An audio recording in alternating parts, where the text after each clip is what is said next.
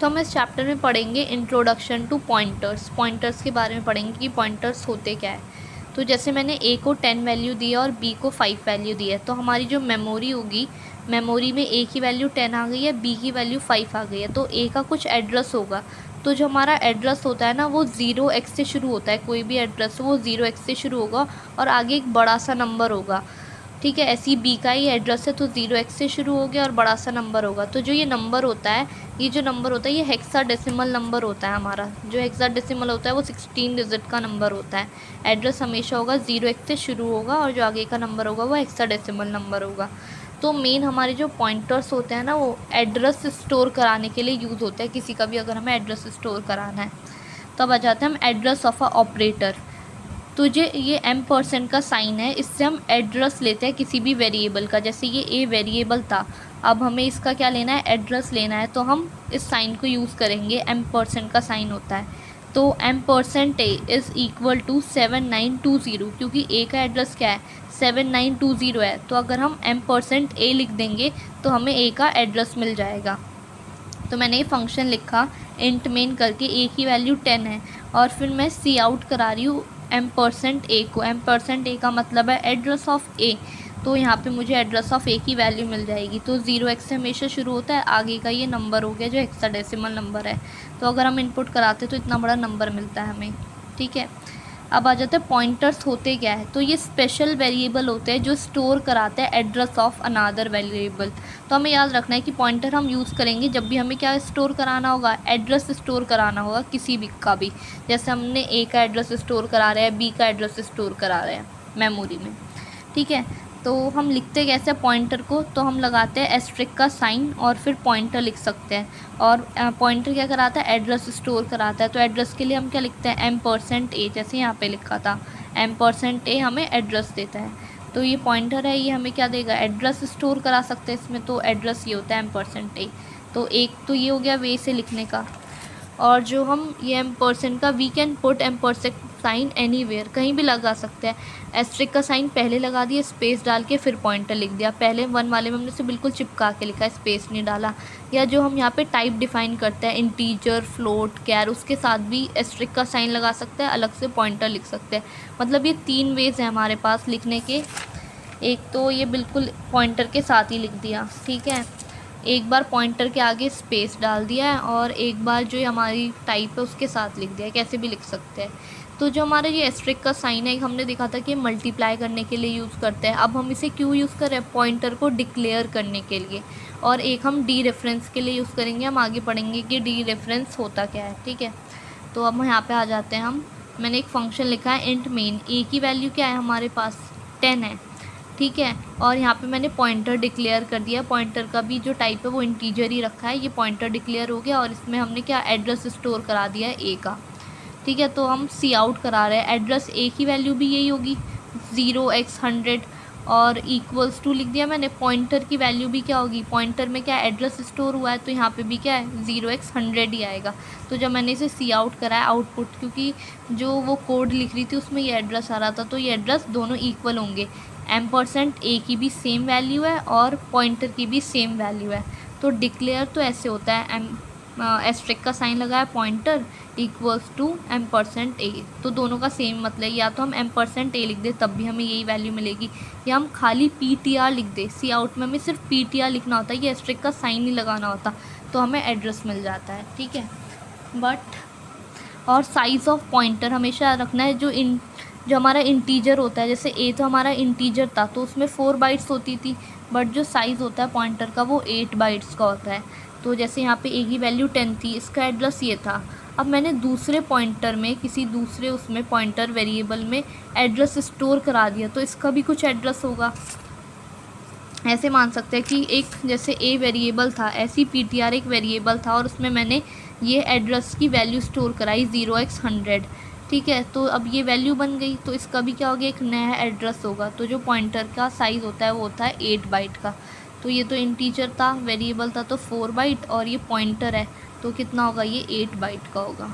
ठीक है, अब आ जाते हैं हम इस पे। डी रेफरेंस क्या होता है, जब हमें get the value of a variable pointed by any pointer, पहले तो हम एड्रेस निकाल लेते 0x से, बट अब मुझे ए की वैल्यू ही चाहिए। ए की वैल्यू क्या है, 10 है।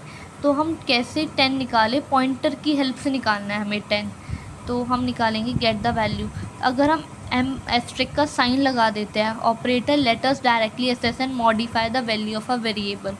ठीक है, तो अगर मैं लिखती हूँ, मैंने इंट ए की वैल्यू 10 है, यहाँ पे पॉइंटर को डिक्लेयर कर दिया, उसमें एड्रेस स्टोर करा दिया ए का। अगर मैं एस्ट्रिक का साइन पॉइंटर के साथ लिखती हूँ सी आउट में, तो मुझे 10 के इक्वल वैल्यू देगा।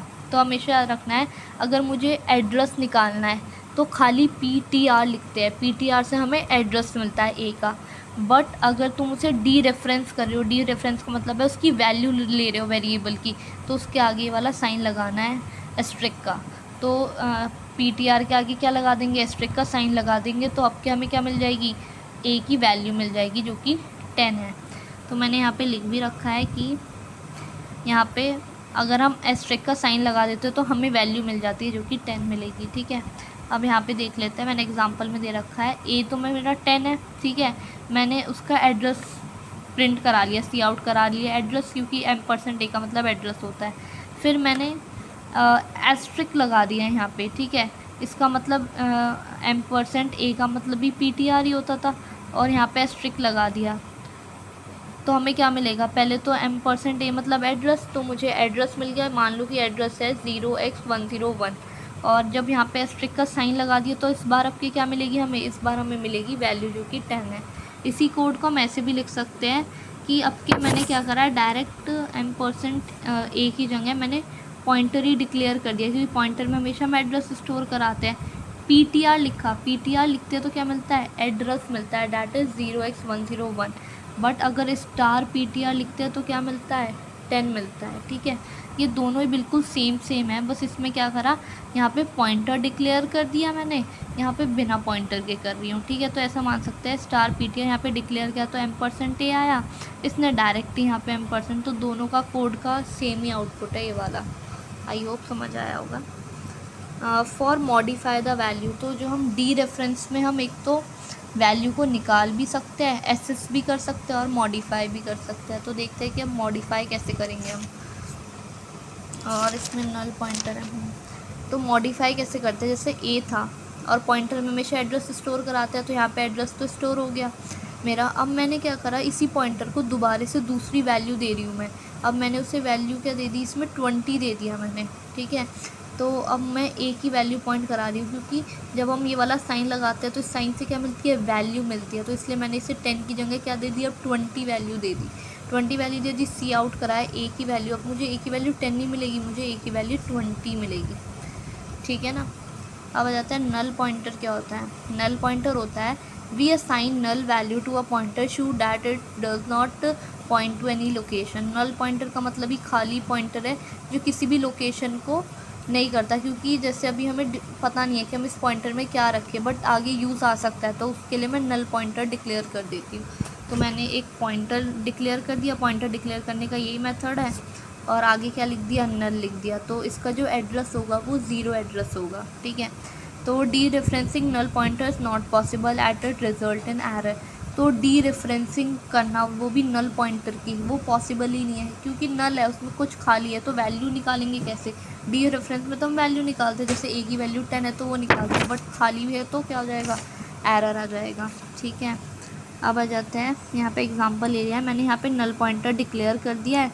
अब मैं PTR का मतलब क्या होता है, एड्रेस होता है, और स्टार PTR का मतलब क्या होता है, वैल्यू होता है। तो जब मैं PTR लिखवा रही हूँ तो एड्रेस करवा रही हूँ, तो एड्रेस क्या हो जाएगा, नल पॉइंटर का एड्रेस 0 होता है, तो 0x हमेशा सब में आएगी, और उसका हो गया एड्रेस 0 हो गया।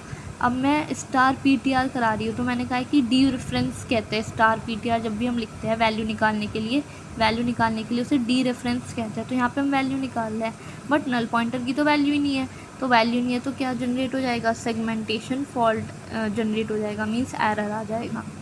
ठीक है ना, यहाँ पे भी ये लिखा है मैंने कि अगर हम नल पॉइंटर की वैल्यू निकालते हैं जिसे डी रेफरेंसिंग कहते हैं, उसमें हमें फॉल्ट एरर मिल जाएगा। बस ये याद रखना है कि PTR का मतलब होता है एड्रेस, अगर उसके सामने ये लगा दिया, एस्ट्रिक का साइन लगा दिया, तो इसका मतलब होता है वैल्यू निकालने को ही क्या कहते हैं, डी रेफरेंसिंग। ठीक है, और आगे क्या लिखा है, नोट में मैंने लिखा है if we make null pointer it's not necessary to always be null, मतलब ज़रूरी नहीं है कि वो हमेशा ही नल रहेगा, क्योंकि later we can add any address और डी रेफरेंसिंग, उसमें हम कोई वैल्यू भी ऐड कर सकते हैं और उसे डी रेफरेंस भी कर सकते हैं। नल पॉइंटर का मतलब ये है कि अभी हमने बना दिया है, शायद से मे बी फ्यूचर में यूज़ हो, इसलिए अभी नल पॉइंटर डिक्लेयर कर दिया है।